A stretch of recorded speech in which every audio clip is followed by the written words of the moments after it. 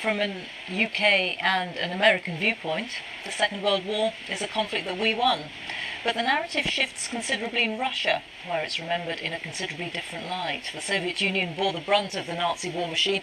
It's estimated that for every single US soldier killed fighting the Germans, 80 Soviet soldiers died. So an estimated 27 million Soviet citizens died during World War II, including 11 million soldiers. Well, while we watch the President of the United States and the First Lady laying that wreath, we can speak now to Sir Max Hastings, the historian and author of All Hell Let Loose, The World at War, 1939 to 1945.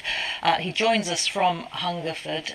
Sir Max, thank you so much for joining us. We are still seeing the pictures from Washington as we hear your voice, but just put into perspective for us, I suppose, the contribution of the United States as against that of Russia.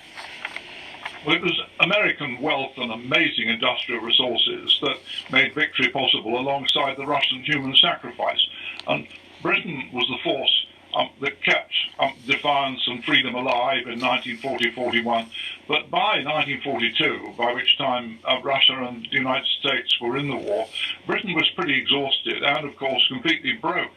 And the Red Army, it's sometimes forgotten, eventually marched to Berlin wearing boots made in America because all the cattle had been killed in Russia during the colossal struggle on the Eastern Front. They were eating Spam. They were driving Chevrolet trucks. So the Red Army did a lot of the killing and the dying that was essential to defeat Nazism, but they did it with material provided largely by the United States and to a lesser extent by Britain. So American resources were absolutely critical to defeating Nazism, and so was Russian human sacrifice. And the Russians are very sensitive about this. They feel that right back to 1945, when they would not accept V-Day as May the 8th, because they would only accept that Germany had surrendered when Marshal Zhukov in Berlin signed a surrender document one day after the Germans had surrendered to General Eisenhower in Reims. And so to this day, the Russians celebrate VE Day one day after us, and they still feel that we don't fully appreciate the incredible human sacrifice they made. Well, I think Winston Churchill, if he was still here, would say, well, of course, the Russians only came into the war at all because Hitler invaded them, and before that they were Hitler's allies. So the history is quite complicated. Yes, it is. I mean, quite a few people who know a lot about World War II, I think, would still be very surprised to hear that, relatively speaking, American troops and British casualties on the battlefield were so very much less than those of Soviet Russia. It's something like, I forget the exact numbers, but roughly speaking, Britain and the United States took about 2 or 3% each of the total losses in the Second World War, whereas the Russian percentage was far, far higher. And all sorts of countries we don't think much about, like Yugoslavia and Greece and so on, also lost enormous numbers of people. And China lost 15 million. So we always have to remember that this was truly a global tragedy, a global struggle. And although Britain's role was absolutely vital, that I personally believe that if Winston Churchill hadn't existed, I think that any other British leader would have made peace with Hitler in 1940. So our debt to Churchill and the world's debt to Britain is a very real debt. But we have to see, if you look at the struggle in the global perspective, that the Russians did most of the killing and the dying that were necessary to defeat Nazism. So, Max, we've left those pictures from Washington and we can see you nice and clearly now. We are celebrating VE Day today in the middle of this coronavirus pandemic, and I'm wondering whether you can see any parallels between the sort of struggle and the deprivation that people had to endure 75 years ago and in the preceding 6 years and what's going on now.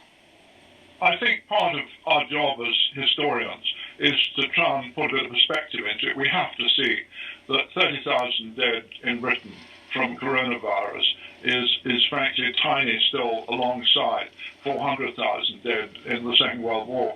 And of course, the Second World War went on for 6 years. And my mother, sometimes when my father was, when I was little, and my father was banging on about all the exciting adventures he had in the war, And my mother would say, don't listen to it for a moment. She said it was awful from beginning to end, the separations, the rationing, the blackout, the misery, the sacrifices. So we have to keep a sense of proportion, that this is still, what's being asked of us is still very trivial. What worries me at the moment is there is one important parallel, that most of the people who did the dying that had to be done to win the war were young. And I'm afraid that the result of coronavirus, I think a lot of people don't understand, that this crisis won't just end one morning when the lockdown ends, that it will only really start because of the colossal economic consequences. And what worries me, I don't mind about us, our generation, we're old, I'm 74, I've had most of my life. I worry about the young and their loss of opportunities. And I do think that it's terribly important to focus attention on the potential loss of opportunities for the young to come out of all this. And this is going to be a very long business, and we are going to need a lot of courage. And I think one of the things that makes it hardest, at least in the Second World War, everybody could see the enemy. They could see this colossal evil of Hitler and of Nazism and of the Japanese. Now today, we don't see an enemy, that we've got this huge tragedy which has been inflicted upon the world, which is going to cause us such enormous economic distress, of which we haven't even seen the beginning yet. And yet there isn't an enemy. You can't focus on who's to blame for this. So it is going to be a very tough time. We are going to need a lot of courage, but of a different kind.